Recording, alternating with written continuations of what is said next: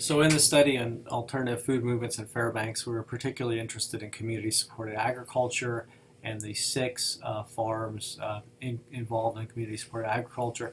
There was a farmer's market, the cooperative market, school gardens, as well as a community garden that had been in place in Fairbanks since 1979. But again, for our focus, we were most interested in the community-supported agriculture.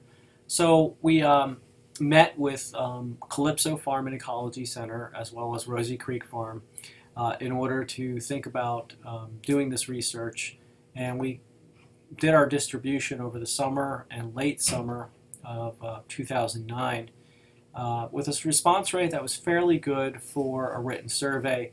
37.4%. Most of those surveys were completed, which is fairly remarkable considering that they were about 6 pages long, comprising about 100 questions, and probably took the average respondent anywhere between 40 minutes and an hour to complete. So there was a high degree of investment in the survey.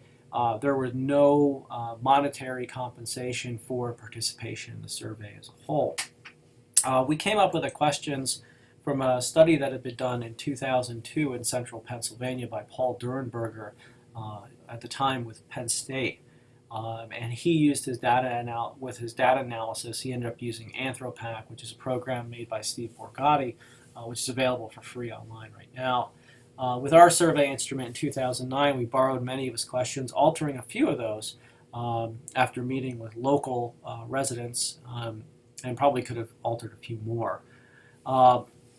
We did analysis with Anthropac as well as R for statistical research, statistical computing, and we looked at demographics of who participated in CSA, how they participated, and their overall satisfaction with community-supported agriculture in Central Alaska. And you can see here that our education level was fairly close to what Paul Durenberger reported on the bottom there. You could see that he was looking at some college and undergraduate, and we were interested in parsing that out a little bit more in terms of educational level. And you can see that the majority of participants in community-supported agriculture had a bachelor's degree or higher. We compared that with the Fairbanks North Star Borough, which was right around 28%.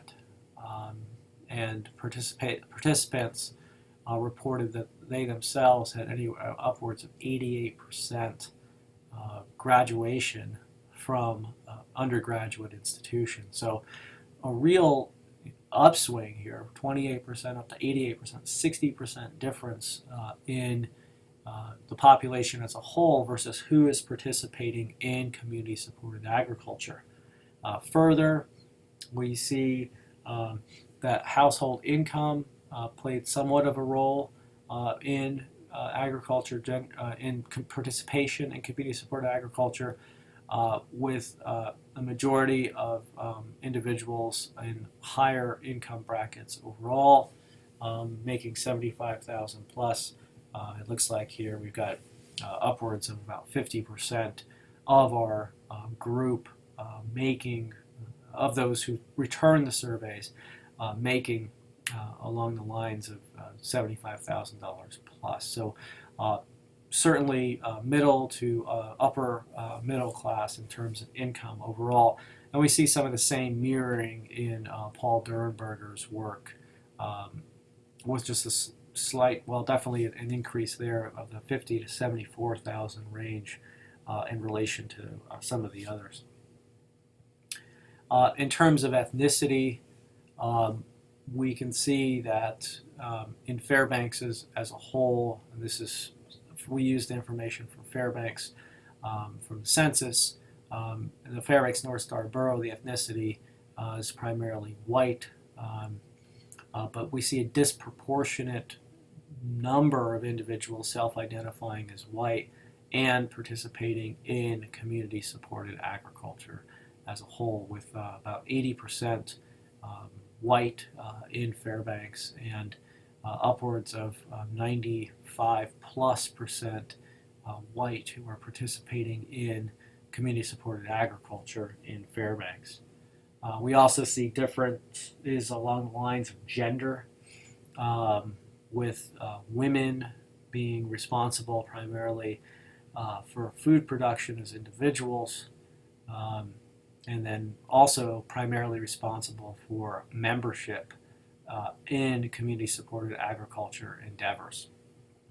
So we're interested in, so those are some of the demographics behind CSAs, and we can see that along the lines of things like education, self-identified ethnicity/race, income levels, and gender, all of these factors go into who is actually participating in community-supported agriculture and CSAs. And a lot of this mirrors earlier work that's been done on community-supported agriculture and indeed continuing work on CSAs, noting differential participation rates overall. We were also interested in whether community-supported agriculture participation had any sort of difference for individuals overall. And we found that people generally agreed with the statement that CSAs changed eating habits, that people would eat more produce as a whole, as well as eat a greater variety of produce as a whole. And some of the our questions were primarily conducive to entering in an Excel format. We also had qualitative questions that allowed people to write responses. And so we asked, how exactly has being in a CSA changed your eating habits? And here you can see some of the responses here by gender and age of participation as a whole, the idea of eating more real or unprocessed foods, the idea of spending time in order to cook and coming across new vegetables, this idea that eating is an adventure. But in Fairbanks, of course, it's a relatively short-lived adventure with a short growing season of 20 weeks. And then, of course, it becomes more boring, as one female in her 20s describes. For our report, CSA members, we looked at some other aspects of environmentalism and behavior as a whole. Not surprisingly, in Fairbanks, we saw that not very many self-identified as vegetarian, but many of the participants engaged in things like gardening, in things like recycling. And I will point out that in many areas of Fairbanks, curbside recycling was not really available. It was rather interesting the extent to which some people had to go to actually do that recycling. Supporting environmental organizations right there around the middle, and then buying organic elsewhere. So you can see composting, buying organic, and gardening, things that are specifically in line with the idea of agriculture as a whole, tend to score a little bit higher than some of the other ones. But composting too, individuals weren't really that into doing compost. They were not really likely to do that. Now, the other question is, in the notion of CSAs, we have the notion of community. And a lot of the discussions about community-supported agriculture, do they really promote this notion of community? We can say that we have more adults that are eating from a share than live in a particular household, and this could indicate that individuals are sharing the food with one another. We could also argue that on farms that particularly promote the on-farm work programs like Calypso Farm and Ecology Center, that this creates the space for being in a particular environment, this notion of tactile space. This is from Carolyn, this notion of coming into the environment and coming to know the environment in a particular way. So the answer is a qualified yes from our rather minimal questions on our survey that go to the notion of community as a whole. But of course, this would vary from farm to farm. CSA members, we asked them to rank the reasons that they had for joining a CSA, as well as their preference for a retailer outside of CSAs as a whole. Number one reason that was given was getting better food. So this idea of individual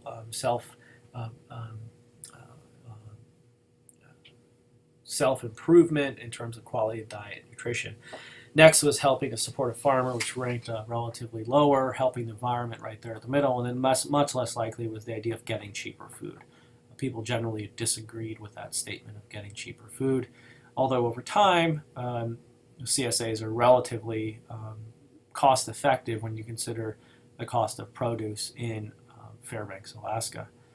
In terms of preference for a retailer outside of CSAs, people chose farmers markets, then the supermarket very close, the co-op, the natural food store. There are very little natural food stores in Fairbanks. The mom and pop grocer, same sort of thing, and then the convenience store. And I should point out that at the time the survey was given, the co-op was very much in an early stage overall.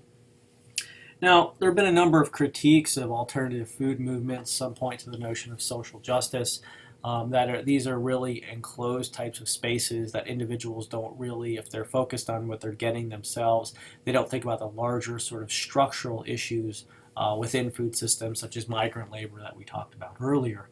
The idea of color blindness, Julie Guthman's work in California and alternative food institutions, where you often see white Anglo college-age students who are selling the produce in farmers markets, and you have primarily Latino male middle-aged farm workers who are responsible for growing a lot of the produce in California. Guthman also has this idea of the notion of if people only knew how good food was for them, they would come out and they would experience these organic foods.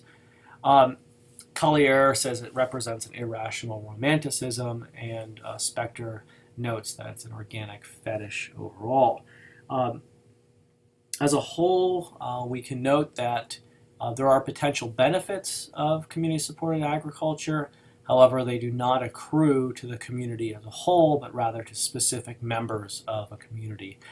They provide those members with relatively high educational attainment as well as income, the notion of true choice that supermarkets do not necessarily offer. Potential for social justice at a smaller scale, potentially building community. We see this with various iterations of community-supported and community-shared agriculture, where, in particular, community-shared agriculture, where that becomes a primary motivation for the setup of the system, rather than ensuring that the farmer is meeting a base economic needs of maintaining the farm as well as their livelihood.